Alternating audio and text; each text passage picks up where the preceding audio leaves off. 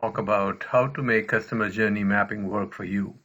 Customer journey mapping is extremely important to understand what are the touch points of your customer and your product or your service.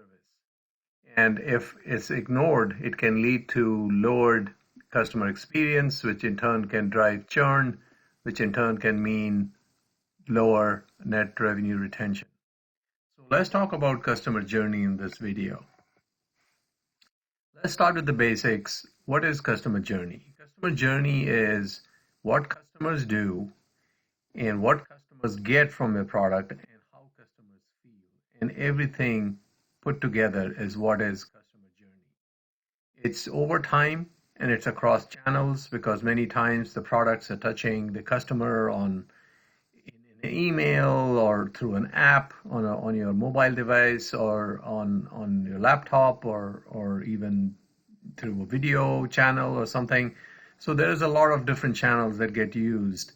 So customer journey is basically everything, all touch points across all channels. How does customer journey build advocacy? This is extremely important because at the end of the day, the goal of customer journey mapping is to make sure that your customers become your advocate.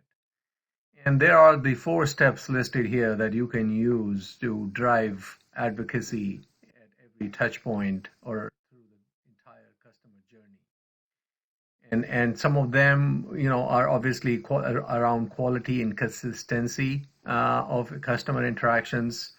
And the other main point that I want to highlight here is the friction, the point of frictions in using a product, in using a service, in engaging with you, in contacting customer support.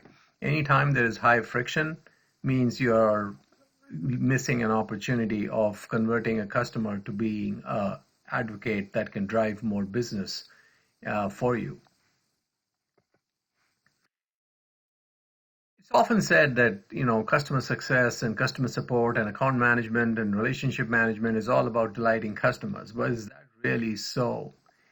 And as it turns out, it's not the goal of any of these post-sales, customer-facing organizations. It's not about delighting customers because, believe it or not, even delighted customers who might have rated you extremely high on your NPS, Net Promoter Score surveys, can still churn. Research has shown that it's more important that the customers get value from your product, even if it means that they are not quote unquote delighted, but if they can do the job or if they can get the value that was promised to them with their product with least amount of effort, they would be happy and they would continue to use your service.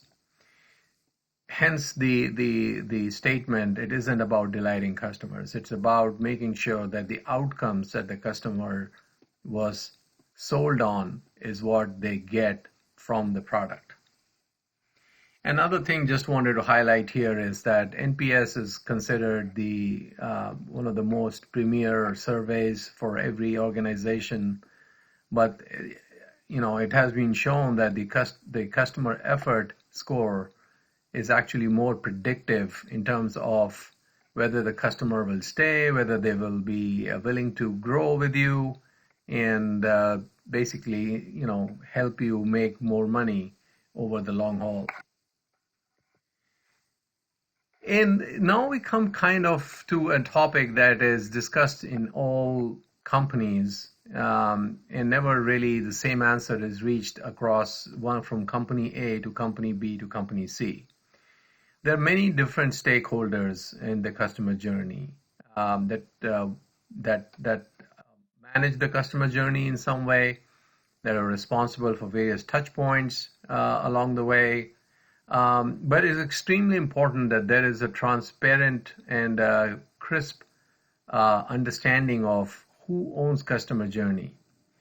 Again, there is no one right answer, but at the same time, ignoring this 800-pound gorilla in the room is also not the right answer. So be aware of it, talk it over with all the stakeholders, marketing, executives, product team, customer success, DevOps even, everyone needs to understand what are the swim lanes, and if you want to go more fancy, what are the racy diagrams for the responsibility of customer journey touch points as the customer uses your product. So we touched upon customer journey mapping a little bit earlier.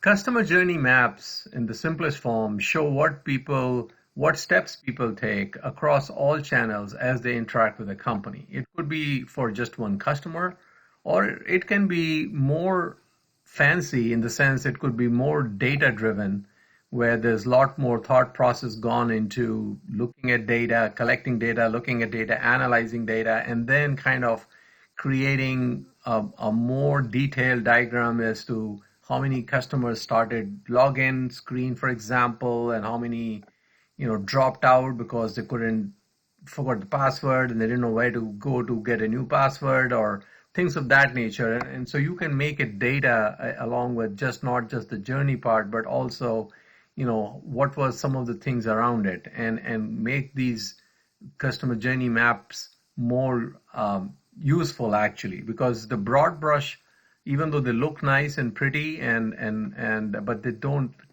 help that much in designing a better product and designing a better customer experience. How do you design a customer journey? So customer journey design is kind of spans four different things, right? One is brand expression.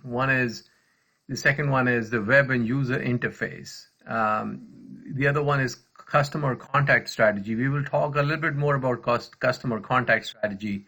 And then the fourth is the service design, which includes things like, self-help portals and FAQs in knowledge base and customer support itself and chatbots and things of that nature. So there's a lot more in terms of designing a better customer journey, including other things, voice of the customer program, user group meetings. So there's a lot that goes into designing a good customer journey. And the 2 points to highlight here are, first is that the design has to be collaborative. It cannot be just one team just driving it on their own. They need to work across teams. They need to work with the management to design the right customer journey.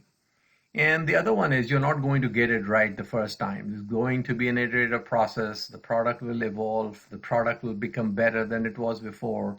And along with that, you might have to change things around it.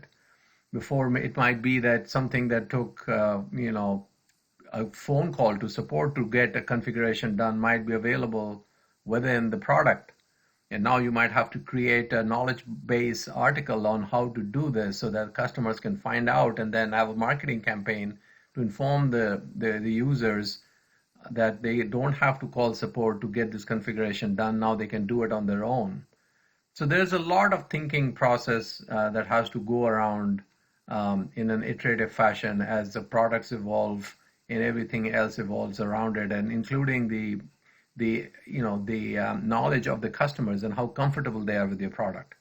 So again, it's not a one shot and done deal. It keeps evolving. So it's a living design. So you need to make sure that your processes and people are aware of that and they act accordingly. So this is something that I get asked quite often, which is, what is the difference between customer experience, user experience, and customer journey?